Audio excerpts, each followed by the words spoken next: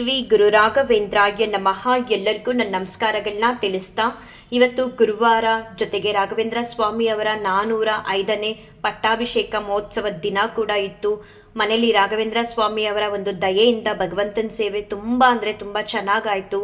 ರಾಘವೇಂದ್ರ ಸ್ವಾಮಿಯವರು ಕೂಡ ತುಂಬ ಸಿಂಪಲ್ ಆಗಿ ರಾಘವೇಂದ್ರ ಸ್ವಾಮಿಯವರಿಗೆ ಅಲಂಕಾರ ಮಾಡಿದ್ರು ಕೂಡ ತುಂಬಾ ಮುದ್ದಾಗಿ ಕಾಣಿಸ್ತಿದ್ರು. ಎಲ್ಲ ದೇವ್ರ ಫೋಟೋಗಳಲ್ಲೂ ಕೂಡ ಎಷ್ಟು ಬಾರಿ ದೇವ್ರನ್ನ ನೋಡಬೇಕು ಅಂತಲೇ ಅನ್ನಿಸ್ತಿತ್ತು. ಅಷ್ಟು ಮುದ್ದಾಗಿ ಕಾಣಿಸ್ತಿದ್ರು. ಹೇಳಬೇಕಂತ ಅಂದರೆ ಅಲಂಕಾರ ಮಾಡಿ ಇನ್ನೂ ದೀಪ ಎಲ್ಲ ಹಚ್ಚೇ ಇರಲಿಲ್ಲ. ಆವಾಗಲೇ ಹಾಗೆ ಸುಮ್ಮನೆ ಕುತ್ಕೊಂಡ್ಬಿಡ್ತಿದ್ದೆ ರಾಘವೇಂದ್ರ ಸ್ವಾಮಿಯವ್ರನ್ನ ಮತ್ತು ಬೇರೆ ಎಲ್ಲ ದೇವ್ರ ಫೋಟೋಗಳನ್ನ ನೋಡ್ತಾ. ಅಷ್ಟು ಮುದ್ದಾಗಿ ಕಾಣಿಸ್ತಿದ್ರು. ಇನ್ನು ದೀಪ ಎಲ್ಲ ಹಚ್ಚಿಟ್ಟು ಅವ್ರಿಗೆ ಪೂಜೆನ ಸಲ್ಲಿಸಿದಾಗಂತೂ ಸ್ವರ್ಗದಲ್ಲಿದ್ದೀನೇನೋ ಅಂತ ಅನ್ನಿಸ್ತಿತ್ತು. ಅಷ್ಟು ಚೆನ್ನಾಗಿತ್ತು ಮನೇಲಿ ರಾಘವೇಂದ್ರ ಸ್ವಾಮಿಯವರ ಸೇವೆ. ಹಾಗೆ ಅಷ್ಟೊಂದು ವೈಬ್ರೇಷನ್ ಕೂಡ ಇತ್ತು. ತುಂಬ ಖುಷಿ ನನಗೆ ರಾಯರಿಗೆ ಸೇವೆ ಸಲ್ಲಿಸೋದು ಅಂತ ಅಂದ್ರೇ ಖುಷಿ. ಅದರಲ್ಲೂ ಇವತ್ತು ವಿಶೇಷವಾದ ದಿನ ಅಲ್ವಾ. ಸೊ ತುಂಬ ಖುಷಿಯಾಗಿ ಬೆಳಗ್ಗೆ ಬೇಗನೆ ಎದ್ದು ಎಲ್ಲ ರೀತಿ ತಯಾರಿಗಳನ್ನ ಮಾಡಿಕೊಂಡೆ. ಹೇಳಬೇಕಂತ ಅಂದರೆ ತುಂಬ ಸಿಂಪಲ್ಲಾಗೆ ಮಾಡಿದೆ ಮನೇಲಿ ರಾಯರ ಸೇವೆನ. ಜೊತೆಗೆ ನಮ್ಮೂರಲ್ಲಿರುವಂತಹ ರಾಘವೇಂದ್ರ ಸ್ವಾಮಿಯವರ ಮಠಕ್ಕೆ ಕನಕಾಭಿಷೇಕ ಸೇವೆಗೆ ಕೊಟ್ಟಿದ್ದೆ. ಹಾಗೆ ರಾಘವೇಂದ್ರ ಸ್ವಾಮಿಯವರ ವರ್ಧಂತಿಗೂ ಕೂಡ ಮಂತ್ರಾಲಯದಲ್ಲಿ ಒಂದು ಸೇವೆನ ತಗೊಂಡಿದ್ದೀನಿ. ಸೊ ಹಾಗಾಗಿ ಮನೇಲಿ ತುಂಬ ಸಿಂಪಲ್ಲಾಗಿ ಮಾಡೋಣ ಅಂತ ಹೇಳಿ ರಾಘವೇಂದ್ರ ಸ್ವಾಮಿಯವ್ರ ಸೇವೆನ ಮಾಡಿದೆ. ಸಿಂಪಲ್ ಅಂತ ಅಂದ್ಕೊಂಡ್ರು, ನನ್ನ ಕಣ್ಣಿಗೆ ರಾಯರಂತೂ ತುಂಬಾ ಮುದ್ದಾಗಿ ಗ್ರ್ಯಾಂಡಾಗೆ ಕಾಣಿಸ್ತಿದ್ರು. ಖುಷಿ ಆಗುತ್ತೆ ರಾಯರನ್ನ ಎಷ್ಟು ಬಾರಿ ನೋಡಿದ್ರು ಸಾಕು ಅಂತ ಅನ್ಸೋದೇ ಇಲ್ಲ ನನಗಂತೂ. ಅದರಲ್ಲೂ ಗುರುವಾರ ಅಂತ ಬಂದಾಗ ಬೇಡವೇ ಬೇಡ ಇನ್ನು ಬೇರೆ ಕೆಲಸಗಳೆಲ್ಲ ಮಾಡೋದು, ಸುಮ್ಮನೆ ಅವ್ರ ಮುಂದೆನೇ ಕೂತ್ಬಿಡೋಣ ಅಂತ ಹೇಳಿ ಕೂತ್ಬಿಡ್ತೀನಿ. ಅಷ್ಟು ಚೆನ್ನಾಗಿ ಕಾಣಿಸ್ತಿದ್ರು. ಅಷ್ಟೊಂದು ಖುಷಿ ನನಗೆ ರಾಘವೇಂದ್ರ ಸ್ವಾಮಿಯವ್ರಿಗೆ ಸೇವೆನ ಸಲ್ಲಿಸೋದು ಅಂತ ಅಂದರೆ. ಮತ್ತು ಇನ್ನು ನನಗಾದ ಅನುಭವನ ಹೇಳಬೇಕಂತ ಅಂದರೆ, ಫಸ್ಟೆಲ್ಲ ರಾಯರಿಗೆ ಅಲಂಕಾರ ಮಾಡೋ ಸಮಯದಲ್ಲಿ ಶ್ರೀಕೃಷ್ಣ ಪರಮಾತ್ಮನಿಂದ ಮಾತ್ರ ನನಗೆ ಹೂ ಸಿಕ್ತು, ಒಂದು ಆಶೀರ್ವಾದವಾಗಿ. ಅದಾದಮೇಲೆ ಆಶೀರ್ವಾದನೇ ಮಾಡಿರಲಿಲ್ಲ. ನನಗಂತೂ ಇತ್ತೀಚೆಗೆ ಒಂದು ಅಭ್ಯಾಸ, ರಾಘವೇಂದ್ರ ಸ್ವಾಮಿಯವ್ರಿಗೆ ಎಲ್ಲ ಅಲಂಕಾರನ ಮಾಡಿ ಪೂಜೆಗೆ ಎಲ್ಲ ರೀತಿ ತಯಾರಿ ಮಾಡಾದ ಮೇಲೆ ಚಾಪೆ ಹಾಕ್ಕೊಂಡು ಕೂತ್ಕೊಳ್ಳೋದಕ್ಕೂ ಮುಂಚೆ ಅವರಿಂದ ಸಿಕ್ಕಿರುವಂಥ ಆಶೀರ್ವಾದದ ಹೂನ ಮುಡ್ಕೊಂಡೆ ಪೂಜೆ ಕೂರಬೇಕು ಅಂತ ಒಂದು ಅಭ್ಯಾಸ ಮಾಡ್ಕೊಬಿಟ್ಟಿದ್ದೀನಿ. ಇವತ್ತು ಯಾಕೋ ಏನೋ ರಾಘವೇಂದ್ರ ಸ್ವಾಮಿಯವರು ಇನ್ನೂ ಆಶೀರ್ವಾದ ಮಾಡಿರಲಿಲ್ಲ. ಶ್ರೀಕೃಷ್ಣ ಪರಮಾತ್ಮ ಕೊಟ್ಟಿದ್ರು, ಆ ಹೂನ ಎತ್ತಿಟ್ಟಿದ್ದೆ. ಆದರೆ ನನಗೆ ರಾಯರಿಂದನೇ ಒಂದು ಆಶೀರ್ವಾದ ಸಿಗಬೇಕು. ನಾನು ಸ್ವಾಮಿಗೆ ಹೇಳಿದೆ, ಏನು ಸ್ವಾಮಿ ಇನ್ನೇನು ಪೂಜೆ ಕೂತ್ಕೊಳ್ಳೋ ಟೈಮ್ ಆಯಿತು, ನೀವಿನ್ನೂ ಒಂದು ಆಶೀರ್ವಾದನೂ ಮಾಡಿಲ್ಲ, ಏನಾದರೂ ನನ್ನ ಮೇಲೆ ಕೋಪ ಮಾಡ್ಕೊಂಡಿದ್ದೀರಾ? ಇವತ್ತು ವಿಶೇಷವಾದ ದಿನ ಬೇರೆ, ನಾನು ಪೂಜೆ ಕೂತ್ಕೊಳ್ಳೋದಕ್ಕೂ ಮುಂಚೆ ನನಗೊಂದು ನಿಮ್ಮ ಆಶೀರ್ವಾದದ ರೂಪದಲ್ಲಿ ಹೂ ಬೇಕು, ಅದನ್ನು ನಾನು ಮುಡ್ಕೊಂಡೆ ತಲೆಗೆ ಕೂರಬೇಕು ನಿಮ್ಮ ಮುಂದೆ ಪೂಜೆಗೆ ಅಂತ ಹೇಳಿ ಜೋರಾಗಿ ರಾಯರ ಹತ್ರ ಮಾತಾಡಿದೆ. ಅದಾದ ಒಂದು 2 ನಿಮಿಷಕ್ಕೆ ರಾಘವೇಂದ್ರ ಸ್ವಾಮಿಯವರು ವೀಣೆಯಿಂದ ಹೂನ ಆಶೀರ್ವಾದವಾಗಿ ಕೊಟ್ಟರು. ತುಂಬ ಖುಷಿ ಆಯಿತು. ಪೂಜೆ ಎಲ್ಲ ಸಿಕ್ಕಾಬಟ್ಟೆ ಚೆನ್ನಾಗಾಯಿತು. ಎಲ್ಲ ವಾರನೂ ನಾನು ರಾಘವೇಂದ್ರ ಸ್ವಾಮಿಯವರಿಂದ ಹೇಗೆ ಆಶೀರ್ವಾದನ ಪಡ್ಕೊಳ್ತೀನಿ, ಅದೇ ರೀತಿ ಇವತ್ತಂತೂ ಸಿಕ್ಕಾಬಟ್ಟೆ ಆಶೀರ್ವಾದನ ಪಡ್ಕೊಂಡೆ. ಇನ್ನು ಪೂಜೆ ಸಮಯದಲ್ಲಿ ನನಗೆ ಆದ ಒಂದು ಅನುಭವ ಏನು ಅಂತ ಅಂದರೆ, ಇವತ್ತು ಗೋಚರಿಸೋದು ಅಂತ ಹೇಳ್ತಾರಲ್ವಾ, ಆ ರೀತಿ ರಾಘವೇಂದ್ರ ಸ್ವಾಮಿಯವರ ಬಿಂಬ ಅಂತೂ ಅಲ್ವೇ ಅಲ್ಲ. ಅದು ರಾಘವೇಂದ್ರ ಸ್ವಾಮಿಯವರು ಒಂದು ರೀತಿ ವಯಸ್ಸಾದಂಗೆ, ಒಂದು ರೀತಿ ಅದು ನೆರಳು ಅಲ್ಲ. ನನಗೆ ಎಕ್ಸ್ಪ್ಲೇನ್ ಮಾಡೋಕ್ಕೆ ಬರ್ತಿಲ್ಲ.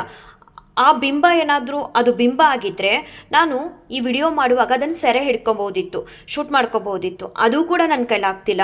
ಮತ್ತು ಜೊತೆಲಿರೋ ನಮ್ಮ ಮನೆಯವ್ರಿಗೆ ತೋರ್ಸೋಕ್ಕೆ ಕೂಡ ಅವ್ರನ್ನ ಆಗ್ತಿಲ್ಲ. ಆದರೆ ನನಗಂತೂ ತುಂಬ ಚೆನ್ನಾಗಿ ಕಾಣಿಸ್ತಿದ್ದಾರೆ, ಇಲ್ಲೇ ಇದ್ದಾರೆ. ಅದು ಎಷ್ಟು ಈ ವೆಂಕಟೇಶ್ವರ ಸ್ವಾಮಿ ಫೋಟೋ ಇಟ್ಟಿದ್ದೀವಲ್ವಾ, ಆ ಸೈಡೇ ಕೂತಿದ್ದಾರೆ, ನಾನು ಮಾಡ್ತಿರೋ ಪೂಜೆ ಎಲ್ಲ ನೋಡ್ತಿದ್ದಾರೆ ಅವರು ಅನ್ನೋ ರೀತಿ ನನಗೆ ಅನುಭವ ಆಯ್ತಿತ್ತು. ನಮ್ಮ ಮನೆಯವ್ರಿಗೆ ಹೇಳೋಣ ಅಂತ ಅಂದರೆ ನನ್ನ ಕೈಲಿ ಹೇಳೋಕ್ಕೆ ಕೂಡ ಆಗ್ತಿಲ್ಲ. ಆಮೇಲೆ ತುಂಬ ದುಃಖ. ಇವತ್ತು ರಾಯರ ಮಠಕ್ಕೆ ಹೋದರೂ ಕೂಡ ಅಲ್ಲೂ ದುಃಖ, ಇಲ್ಲೂ ದುಃಖ ಅಂತಂದರೆ ಕಷ್ಟಕ್ಕಂತೂ ಅಲ್ಲ, ಏನೋ ಒಂದು ರೀತಿ ಅವ್ರನ್ನ ನೋಡೋದು ಅಳೋದು, ಆ ರೀತಿ ಅಳ್ತಾ ಹಿಂಗೆ ಸೀರೆಯಲ್ಲಿ ಸೆರಗಿರುತ್ತಲ್ಲ ಅದರಲ್ಲೆಲ್ಲ ಕಣ್ಣೀರು ಒರೆಸ್ಕೊತಿದ್ದೆ ಮನೇಲಿದ್ದಾಗ. ಆ ಬಿಂಬ ಅಂತ ಹೇಳೋದು, ಗೋಚರಿಸೋದು ಅಂತ ಹೇಳೋದು ನನಗೆ ಅರ್ಥ ಆಗ್ತಿಲ್ಲ. ನಿಜವಾಗ್ಲೂ ಹೆಂಗೆ ಎಕ್ಸ್ಪ್ಲೈನ್ ಮಾಡಬೇಕು ಅನ್ನೋದು ನನಗೆ ಗೊತ್ತಾಗ್ತಿಲ್ಲ. ಆದರೆ ಏನೋ ಒಂದು ರೀತಿ ರಾಯರು ಕೂತು ನೋಡ್ತಿದ್ದಾರೆ ನಾನು ಮಾಡ್ತಿರೋ ಪೂಜೆನ ಅನ್ನೋ ಒಂದು ನೆರಳು ನನಗೆ ಪರ್ಟಿಕ್ಯುಲರ್ ಆಗಿ ಇದೇ ವರ್ಡ್ ಬಳಸಿ ಹೇಳಬೇಕು ಅನ್ನೋದು ಗೊತ್ತಾಗ್ತಿಲ್ಲ. ಬಟ್ ಅವ್ರು ಕೂತಿದ್ದಾರೆ, ನಾನು ಪೂಜೆ ಮಾಡೋದನ್ನು ನೋಡ್ತಿದ್ದಾರೆ ಅನ್ನೋ ಒಂದು ಅನುಭವ ಆಯಿತು. ಜೊತೆಲಿರೋ ನಮ್ಮ ಮನೆಯವ್ರಿಗೂ ಕೂಡ ಈ ರೀತಿ ಕಾಣಿಸ್ತಿದೆ ನನಗೆ ನೋಡಿ ಅಂತ ಕೂಡ ನಂಗೆ ಹೇಳೋಕ್ಕಾಗ್ತಿಲ್ಲ. ಅದು ಅವ್ರಿಗೆ ಹೇಳಿದ್ರು ಕಾಣಿಸ್ತಿತ್ತೋ ಏನೋ ನನಗಂತೂ ಗೊತ್ತಿಲ್ಲ. ನನಗೆ ಅವ್ರು ಕೂಡ ಹೇಳಬೇಕು ಅಂತಲೂ ಅನ್ನಿಸ್ಲಿಲ್ಲ, ಹೇಳಲೂ ಇಲ್ಲ. ಅಷ್ಟು ಚೆನ್ನಾಗಿತ್ತು. ಅದಾದ ಮೇಲೆ ನಾನು ತುಂಬ ಅಳ್ತಿದ್ನಲ್ಲ, ಹೀಗೆ ಸೆರಗಲ್ಲಿ ಕಣ್ಣೀರೆಲ್ಲ ಒರೆಸ್ಕೊಳ್ತಿದ್ನಲ್ಲ, ಆಗ ಅಭಿಷೇಕ ಮಾಡಿ ಮೂರ್ತಿನ ತೊಗೊಂಡು ಹೋಗಿ ತೊಟ್ಲಿಗೆ ಹಾಕಿದ್ನಲ್ವ, ಆ ತೊಟ್ಲಿಂದ ಸಡನ್ನಾಗಿ ಒಂದು ಸೇವಂತಿಗೆ ಹೂನ ಕೊಟ್ಟರು ರಾಯರು, ಆಶೀರ್ವಾದ ಮಾಡಿದ್ರು. ಆಮೇಲೆ ನಾನು ಒಂಥರ ಒಂಥರ ಸಮಾಧಾನ ಆದೆ. ಎಷ್ಟು ಖುಷಿಯಾಗುತ್ತೆ ಅಂತ ಅಂದರೆ ರಾಘವೇಂದ್ರ ಸ್ವಾಮಿಯವರಿಂದ ಒಂದು ಆಶೀರ್ವಾದ ಸಿಗುತ್ತಲ್ಲ ನೋಡಿ, ಅದಕ್ಕೆ ಬೆಲೆ ಕಟ್ಟೋದಕ್ಕೆ ಆಗಲ್ಲ. ನಾನಂತೂ ಬಿಕ್ಳಿಸಿ ಅಳ್ತಿದ್ದೆ ಇವತ್ತು ಆ ಸಮಯದಲ್ಲಂತೂ. ಆಗ ನಂಗೆ ಆಶೀರ್ವಾದ ಸಿಕ್ಕಿದಾಗ ಫುಲ್ಲು ನಾನಿನ್ನು ಒಂದು ಹನಿ ಕಣ್ಣೀರು ಕೂಡ ಹಾಕಕ್ಕೆ ಹೋಗಲಿಲ್ಲ, ಸಮಾಧಾನ ಮಾಡಿಕೊಂಡೆ. ಆಮೇಲೆ ಮತ್ತೆ ಸೇವೆನ ಮುಂದುವರಿಸಿದೆ. ಸ್ವಲ್ಪ ತಡನೇ ಆಯಿತು ಇವತ್ತು, ಒಂದು 6:15 ಹತ್ರ ಆಯಿತು ಮಹಾಮಂಗಳಾರತಿ ಮಾಡೋ ಅಷ್ಟರೊಳಗಡೆ ಮನೇಲಿ. ಬಟ್ ಪೂಜೆ ಅಂತೂ ತುಂಬ ಅಂದರೆ ತುಂಬ ಚೆನ್ನಾಗಾಯಿತು. ಇವತ್ತೇ ಮೊದಲು ನನಗೆ ಈ ರೀತಿ ಎಕ್ಸ್ಪೀರಿಯೆನ್ಸ್ ಆಗಿತ್ತು. ಹಾಗೆ ನಮ್ಮೂರಲ್ಲಿ ರಾಯರ ಮಠಕ್ಕೆ ನಾನು ಕನಕಾಭಿಷೇಕ ಸೇವೆ ಕೊಟ್ಟಿದ್ನಲ್ವ, ಅವ್ರು ಹಿಂದಿನ ದಿನವೇ ಫೋನ್ ಮಾಡಿ ಹೇಳಿದರು ನಮ್ಮ ಮನೆಯವ್ರಿಗೆ ಬರೋದಕ್ಕೆ. ಆದರೆ ಅವ್ರು ಸ್ಕೂಲ್ಗೆ ಹೋಗಿದ್ದರಿಂದ ನಾವು ಯಾರೂ ಕೂಡ ಪೂಜೆ ಟೈಮಲ್ಲಿ ಅಟೆಂಡ್ ಮಾಡೋಕ್ಕಾಗಲಿಲ್ಲ. ಅದಾದಮೇಲೆ ಅವ್ರು ಹೇಳಿದರು, ನೀವು ಯಾರಾದರೂ ಸರಿ 1 ಗಂಟೆ ಒಳಗಡೆ ಅಥವಾ 12:30 ಒಳಗಡೆ ಬನ್ನಿ ಅಂತ. ಅಯ್ಯೋ, ನನಗೆ ಮನೇಲಿ ಕೆಲಸಗಳೇ ಜಾಸ್ತಿ ಇರುತ್ತೆ, ಸಂಜೆ ಹೋಗೋಣ ಅಂತ ಅಂದ್ಕೊಂಡೆ. ನಮ್ಮ ಮನೆಯವ್ರಿಗೆ ಹೇಳಿದೆ, ನೀವು ಇವತ್ತು ಸ್ವಲ್ಪ ಲೇಟಾಗಿ ಹೋಗಿ ಪೂಜೆ ಅಟೆಂಡ್ ಮಾಡಿಕೊಂಡು ಅಂತ. ಅವರು ಇಲ್ಲ, ಕ್ಲಾಸ್ಗೆ ಹೋಗಬೇಕು ಅಂತ ಹೇಳಿದ್ರು. ಸರಿ ಆಯಿತು, ನೋಡೋಣ ಏನಾಗುತ್ತೋ, ಬೇಗ ಕೆಲಸ ಮುಗಿಸಿದ್ರೆ ಮನೆದೆಲ್ಲ ಹೋಗೋಣ ಅಂತ ಅಂದ್ಕೊಂಡೆ. ನೋಡಿದ್ರೆ 12:10ಕ್ಕೆ ಎಲ್ಲ ಕೆಲಸ ಮುಗ್ದಿತ್ತು ಮನೇಲಿ.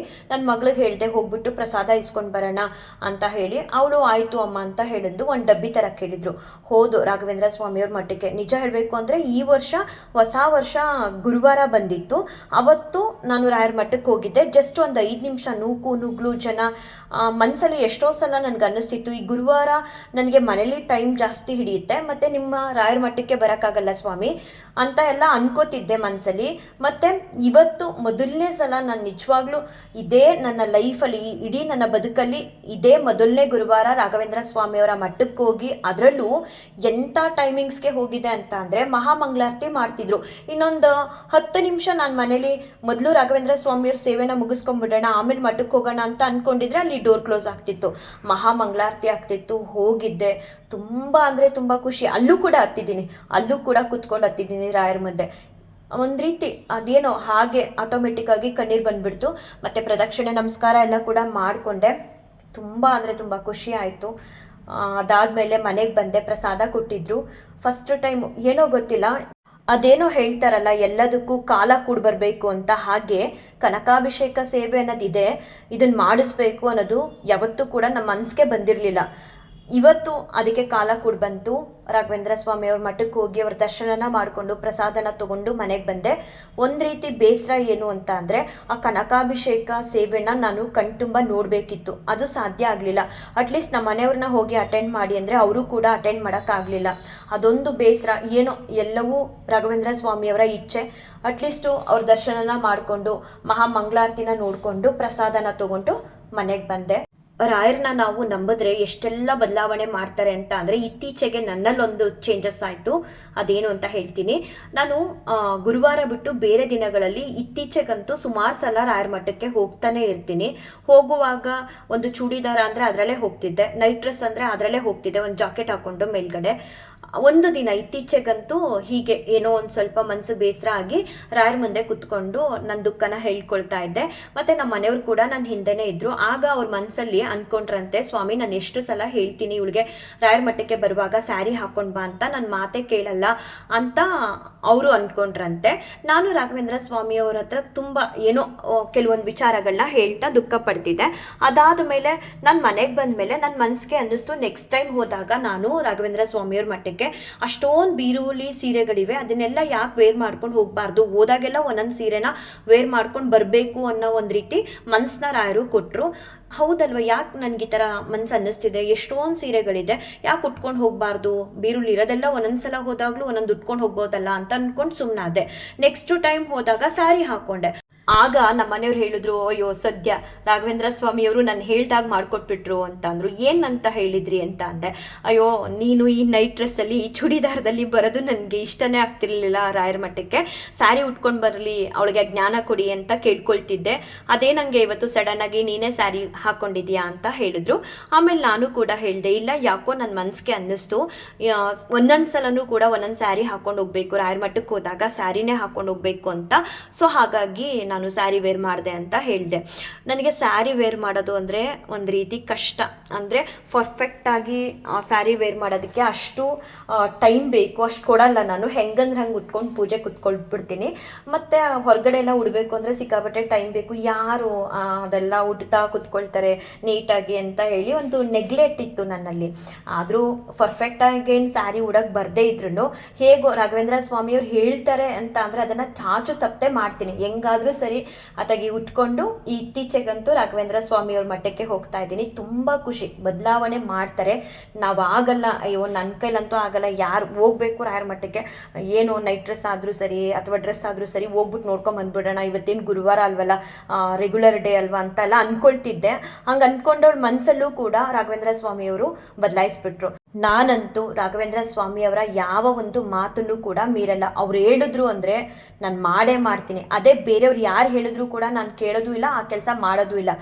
ರಾಘವೇಂದ್ರ ಸ್ವಾಮಿಯವ್ರು ಹೇಳಿದ್ರು ಅಂದರೆ ಯಾರು ಬೇಡ ಅಂದ್ರೂ ನಿಲ್ಲಿಸಲ್ಲ.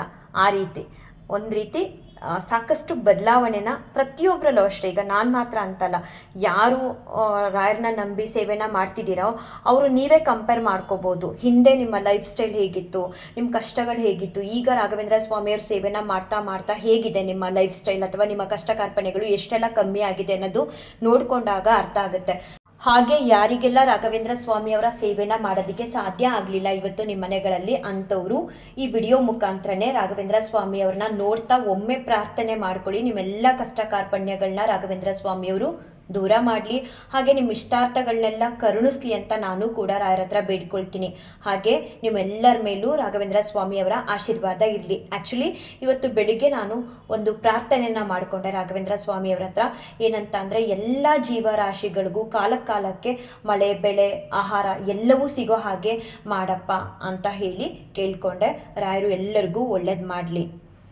ಅಥ ಶ್ರೀ ರಾಘವೇಂದ್ರ ಸ್ತೋತ್ರಂ ಶ್ರೀ ಪೂರ್ಣಬೋಧ ಗುರುತೀರ್ಥಪಯೋಬ್ಧಿಪಾರ ಕಾಮಾರಿಮಾಕ್ಷಮಶಮಾಕ್ಷಿರ ಸ್ಪೃಶಂತಿ ಪೂರ್ವೋತ್ತರಾಮಿತ ತರಂಗಜರಸ್ಸು ಹಂಸ ದೇವಾಲಿ ಸೇವಿತ ಪರಾಗ್ರಿಪ್ರಯೋಷ ಲಗ್ನ ಜೀವೇಶ ಭೇದ ಗುಣಪೂರ್ತಿ ಜಗತ್ಸು ಸತ್ವ ನೀಚೋಚ್ಚ ಭಾವ ಮುಖನ ಗ್ರಣೈ ಸಮೇತ ದುರ್ವಾದಿಜಾಪತಿಗಿಲೈ ಗುರು ರಾಘವೇಂದ್ರ ವಾಗ್ದೇವತಾ ಸರಿದಂ ವಿಮಲೀಕರೋತು ಶ್ರೀ ರಾಘವೇಂದ್ರ ಸಕಲ ಪ್ರದಾತ ಸ್ವಪಾದ ಕಂಜದ್ವಯ ಭಕ್ತಿ ಮಧ್ಯ ಅಗಾದ್ರಿ ಸಂವೇದನ ದೃಷ್ಟಿವಜ್ರ ಕ್ಷಾಮ ಸುರೇಂದ್ರೋ ಮಾಂಸದಾಯಂ ಶ್ರೀರಾಘವೇಂದ್ರೋ ಹರಿಪಾದಕಂಠ ನಿಷೇವಣಾಪ್ತ ಸಮಸ್ತ ಸಂಪತ್ತು ದೇವಸ್ವಭಾವೋ ದಿವಿಜದ್ರುಮೋಯಂ ಇಷ್ಟಪ್ರದೋಮೆ ಸತತಂ ಸಭೂಯಾದ್ ಭವ್ಯ ಸ್ವರೂಪೋ ಭವದುಃಖತೂಲ ಸಂಗಾಗ್ನಿಚರ್ಯ ಸುಖಧೈರ್ಯಶಾಲಿ ಸಮಸ್ತ ದುಷ್ಟಗ್ರಹ ನಿಗ್ರಹೇಶೋ ದುರತ್ಯಯೋ ಪ್ಲಪ್ಪಲ್ಲವ ಸಿಂಧು ಸೇತುಃ ನಿರಸ್ತದೋಷೋ ನಿರವಧ್ಯ ವೇಷ ಪ್ರತ್ಯರ್ಥಿ ಮೂಕತ್ವ ನಿಧಾನ ಭಾಷಃ ವಿದ್ವತ್ಪರಿಚಯ ಮಹಾವಿಶೇಷೋ ವಾಗ್ವೈಖರಿ ನಿರ್ಜಿತ ಭವ್ಯಶೇಷಃ ಸಂತಾನ ಸಂಪತ್ ಪರಿಶುದ್ಧ ಭಕ್ತಿ ವಿಜ್ಞಾನ ವಾಗ್ದೇಹ ಸುಪಾಠವಾದೀನ್ ತತ್ವಾ ಶರೀರೋತ್ತ ಸಮಸ್ತ ದೋಷಾನ್ ಹತ್ವೋಸನೋದ್ವದ್ ಗುರು ರಾಘವೇಂದ್ರ ಯತ್ಪಾದೋದಕ ಸಂಚಯ ಸುರನದಿ ಮುಖ್ಯಾಪಗಾಸಾಂದಿತ ಸಂಖ್ಯಾನುತ್ತಮ ಪುಣ್ಯ ಸಂಘ ವಿಲಸತ್ ಪ್ರಖ್ಯಾತ ಪುಣ್ಯಾವಾಹ ದುಸ್ತಾಪತ್ರೇ ಶಾಸನೋ ಭುವಿ ಮಹಾವಂದ್ಯ ಸುಪತ್ರಪ್ರದೋ ವ್ಯಂಗಸ್ವಂಗ ಸಮೃದ್ಧಿದೋ ಗ್ರಹಮ ಪಾಪಾಪಹಸ್ತಂ ಶ್ರೇಯೇ ಯತ್ಪಾದ ಕಂಜರಜಸಾ ಪರಿಭೂಷಿತಾಂಗ ಯತ್ಪಾದ ಪದ್ಮ ಮಧುಪಾಯಿತ ಮಾನಸಾಯೇ ಯತ್ಪಾದ ಪದ್ಮ ಪರಿಕೀರ್ತನ ಜೀರ್ಣವಾಚ ಸ್ತಬ್ಧಶನಂ ದುರಿತ ಕಾನನ ತಾವಭೂತಂ ಸರ್ವತಂತ್ರ ಸ್ವತಂತ್ರೋಸೋ ಶ್ರೀಮಧ್ವಮದವರ್ಧನಃ ವಿಜಯೇಂದ್ರ ಕರಾಬ್ಜೋತ್ರ ಸುಧೀಂದ್ರವರ ಪುತ್ರಕಃ ಶ್ರೀರಾಘವೇಂದ್ರೋ ಯತಿರಾಟ್ ಗುರುರ್ಮೇಸ್ಯಾದ್ಯ ಭಯಾಪಃ ಜ್ಞಾನಭಕ್ತಿ ಸುಪುತ್ರ ಯಶಸ್ವಿ ಪುಣ್ಯವರ್ಧನಃ ಪ್ರತಿವಾದಿ ಜಯಸ್ವಾಂತ ವೇದ ಚಿನ್ನಾದರೂ ಗುರುಃ ಸರ್ವವಿದ್ಯ ಪ್ರವೀಣೋನ್ಯೋ ರಾಘವೇಂದ್ರಾನ್ಯ ವಿದ್ಯತೆ ಅಪರುಕ್ಷೀಕೃತ ಶೇಷ ಸಮುಪೇಕ್ಷಿತ ಭಾವಜಃ ಅಪೇಕ್ಷಿತ ಪ್ರದಾತಾನ್ಯೋ ರಾಘವೇಂದ್ರಾನ್ಯ ವಿದ್ಯತೆ ದಯಾ ದಕ್ಷಿಣ್ಯ ವೈರಾಗ್ಯ ವಾಕ್ಪಾಟವು ಮುಖಾಂಕಿತಃ ಶಾಪಾನುಗ್ರಹ ಶಕ್ತೋನ್ಯೋ ರಾಘವೇಂದ್ರಾನ್ಯ ವಿದ್ಯತೆ ಅಜ್ಞಾನ ವಿಸ್ಮೃತಿ ಭ್ರಾಂತಿ ಸಂಶಯಾಪಸ್ಮೃತಿ ಕ್ಷಯ ತಂತ್ರಾಕಂಪವಚ ಕೌಂಟ್ಯ ಮುಖ ಯೇಚೇಂದ್ರಿಯೋದ್ಭವ ದೋಷಾಸ್ತೆ ನಾಶ ಮಾಯಾಂತಿ ರಾಘವೇಂದ್ರ ಪ್ರಸಾದತಃ ಶ್ರೀ ರಾಘವೇಂದ್ರಾಯ ನಮಃ ಇತ್ಯಷ್ಟಾಕ್ಷರ ಮಂತ್ರತಃ ಜಪಿತ ದ್ವಾಮಿತಾ ನಿತ್ಯಂ ಇಷ್ಟಾರ್ಥ ಸುರ್ಣ ಸಂಶಯ ಹಂತನಕ್ಕಾಯ್ಚ ದೋಷೋ ನಾತ್ಮಾತ್ಮೀಯ ಸಮದ್ಭವನ್ ಸರ್ವಾನಪಿ ಉಪಸ್ಥಾಚ ದತಾತಿ ಗುರುರಾತ್ಮವಿತು ಇತಿ ಕಾಲತ್ರಯೇ ನಿತ್ಯಂ ಪ್ರಾರ್ಥನಾ ಯಶ್ಕರೋತಿ ಶಃ ಇಹ ಮುದ್ರಾಪ್ತ ಸರ್ವೇಷ್ಟೋ ಮೋದತೆ ನಾತ್ರ ಸಂಶಯ ಅಗಮ್ಯ ಮಹಿಮಾ ಲೋಕೆ ರಾಘವೇಂದ್ರೋ ಮಹಾಶ್ರೇಯ ಶ್ರೀಮಧ್ವಮದ ದುಗ್ಧಾಬ್ಧಿ ಚಂದ್ರೋವತು ಸದಾನಗಃ ಸರ್ವಯಾತ್ರ ಫಲಾವ್ಯಾಪ್ತಿ ಯಥಾಶಕ್ತಿ ಪ್ರದಕ್ಷಿಣಂ ಕರೋಮಿ ತವ ಸಿದ್ಧ್ಯಸ್ಯ ವೃಂದಾವನಗತಂ ಜಲಂ ಶಿರಸಾಧಾರಯ ಮಧ್ಯ ಸರ್ವತೀರ್ಥಫಲಾಪ್ತಯೇ ಸರ್ವಾಭಿಷ್ಟಾರ್ಥ ಸಿದ್ಧ್ಯರ್ಥಂ ನಮಸ್ಕಾರಂ ಕರೋಮ್ಯಹಂ ತವ ಸಂಕೀರ್ತನಂ ವೇದಶಾಸ್ತ್ರಾರ್ಥಜ್ಞಾನ ಸಿದ್ಧಯೇ ಸಂಸಾರೇಕ್ಷೆ ಸಾಗರೆ ಪ್ರಕೃತಿತೊಗಾದೆ ಸದಾ ದುಸ್ತರೆ ಸರ್ವವಂದ್ಯ ಜಲಗ್ರಹನುಪಮೈ ಕಾಮಾತಿ ಭಂಗಾಕುಲೆ ನಾನಾ ವಿಭ್ರಮೆ ದುರ್ಭ್ರಮೆ ಮಿತವೇ ಸ್ತೋಮಾದಿಕೆ ನೋತ್ಕಟೆ ದುಃಖೋತ್ಕೃಷ್ಟಮಿಷ ಸಮುದ್ದರ ಗುರು ಮಾಮಗ್ನ ರೂಪಂ ಸದಾ ರಾಘವೇಂದ್ರ ಗುರು ಸ್ತೋತ್ರಂ ಯಪ್ಪಟೆ ಭಕ್ತಿಪೂರ್ವಕಂ ತಸ್ಯ ಕುಷ್ಠಾದಿರೋಗಾಣಂ ನಿವೃತ್ತಿಸ್ವರಾಯ ಭವೇತ್ ಅಂದೋಪಿ ದಿವ್ಯ ದೃಷ್ಟಿ ಸಾಡೇಡ ಮೂಕೋಪಿ ವಾಕ್ಪೃತಿ ಪೂರ್ಣಾಯು ಪೂರ್ಣ ಸಂಪತ್ತಿ ಸ್ತೋತ್ರಸ್ಯಸ್ಯ ಜಪಾದ್ ಭವೇತ್ ಎಪ್ಪಿಮೇಂಚಲಮೇತೇನ ಸ್ತೋತ್ರೇಣೈವಾಪಿ ಮಂತ್ರಿತಂ ತಸ್ಯ ಕುಕ್ಷಿಗತಾ ದೋಷ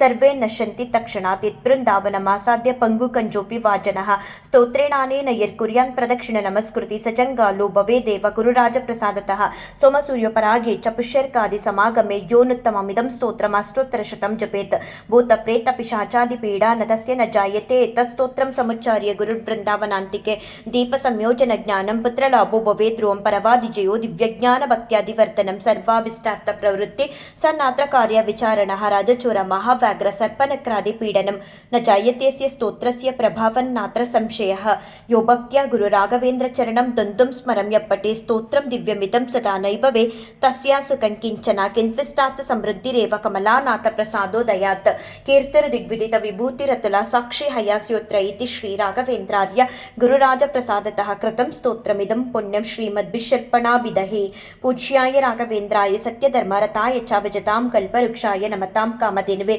ದುರ್ವಾದಿದ್ವಾಂತರವೇ ವೈಷ್ಣವೇಂದೀವರೇಂದವೇ ಶ್ರೀ ರಾಘವೇಂದ್ರ ಗುರವೇ ನಮೋ ಅತ್ಯಂತ ದಯಾಲವೇ ಮೂಕೋಪಿ ಯತ್ಪ್ರಸಾದೇನ ಮುಕುಂದ ಶಯನಾಯತೆ ರಾಜರಾಜಾಯತೆ ರಿಕ್ತೋ ರಾಘವೇಂದ್ರ ತಮಾಶ್ರಯೇ ಇತಿ ಶ್ರೀ ಅಪ್ಪಣ್ಣಾಚಾರ್ಯ ಕೃತಂ ಶ್ರೀ ರಾಘವೇಂದ್ರ ಸ್ತೋತ್ರಂ ಸಂಪೂರ್ಣಂ ಶ್ರೀಕೃಷ್ಣಾರ್ಪಣಮಸ್ತು ಶ್ರೀಕೃಷ್ಣಾರ್ಪಣಮಸ್ತು ಶ್ರೀಕೃಷ್ಣಾರ್ಪಣಮಸ್ತು.